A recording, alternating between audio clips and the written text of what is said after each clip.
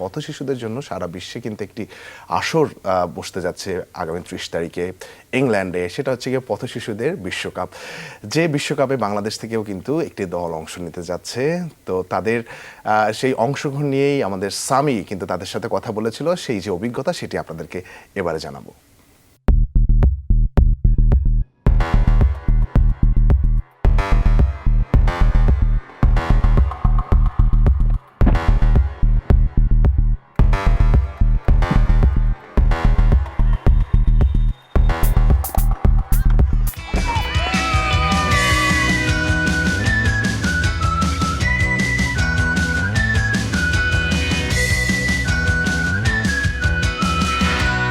এভাবে বিশ্বমঞ্চে একটার পর একটা উইকেট ফেলবে কাশেম। আমি যে শিশুদের সঙ্গে খেলছি ওরা কেউ কিন্তু সাধারণ কোনো শিশু নয়, ওরা খেলতে যাচ্ছে বিশ্বকাপ। হ্যাঁ, অনেকেই হয়তো বা জানেন না, আগামী ৩০ এপ্রিল থেকে বসছে স্ট্রিট চিলড্রেন্স ওয়ার্ল্ড কাপ 2019 এবং এই আসরটা বসছে ইংল্যান্ডে। এই বাচ্চাগুলোর বেড়ে ওঠার গল্পটা যেমন অনেক সংগ্রামের, অনেক ত্যাগের, ঠিক তেমনিভাবে এই দলটার গঠন হওয়ার প্রক্রিয়াটাও কিন্তু অনেক সংগ্রামের। তবে সব বাধা বিঘ্নতা পেরিয়ে আমাদের বাংলাদেশ দল খেলতে যাচ্ছে বিশ্বকাপে।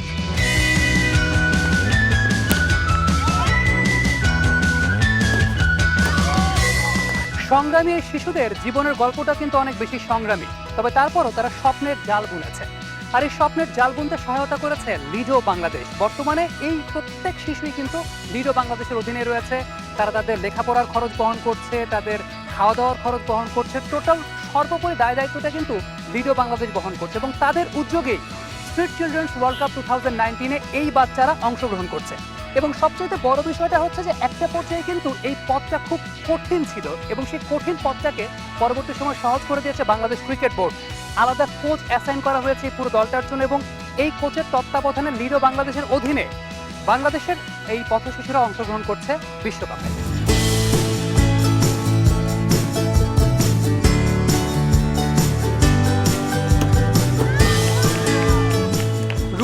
স্বপ্না, জেসমিন, কাশেমরা তো স্বপ্ন দেখছে বিশ্বকাপ জয়। তবে সেই স্বপ্নের রসদ যিনি যোগাচ্ছেন তিনি আমার ঠিক পাশেই রয়েছেন। এই দলটার যিনি কোচিং এর দায়িত্বে রয়েছেন মোহাম্মদ জসিম উদ্দিন। তিনি এর আগেও বাংলাদেশ প্রতিবন্ধী ক্রিকেট দলের হয়ে বেশ কয়েকটা ট্রফি কিন্তু আমাদের দেশে এনে দিয়েছেন। স্যার, আপনাকে অসংখ্য ধন্যবাদ, প্রথমে অভিনন্দন জানাচ্ছি যে এরকম একটা দায়িত্ব আপনি পেয়েছেন। প্রথমবারের মতো বাংলাদেশের স্ট্রিট চিলড্রেনরা তারা বিশ্বকাপ খেলতে যাচ্ছে।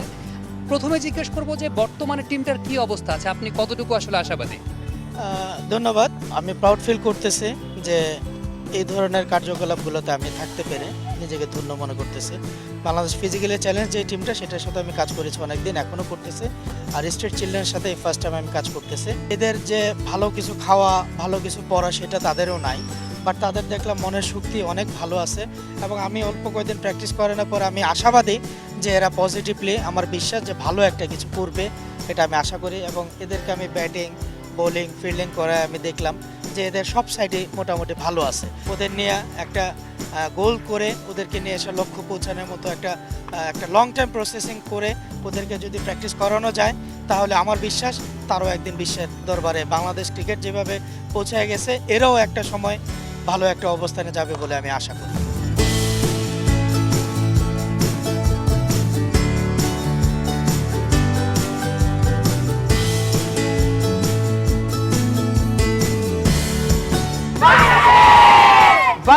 বাংলাদেশ এই বাঘের গর্জনটা ছড়িয়ে যাক বিশ্বব্যাপী। বাংলাদেশ আবারও প্রমাণ করুক, হ্যাঁ আমরা বাঙালি, আমরা বীরের জাতি, আমরা বাঘের জাতি।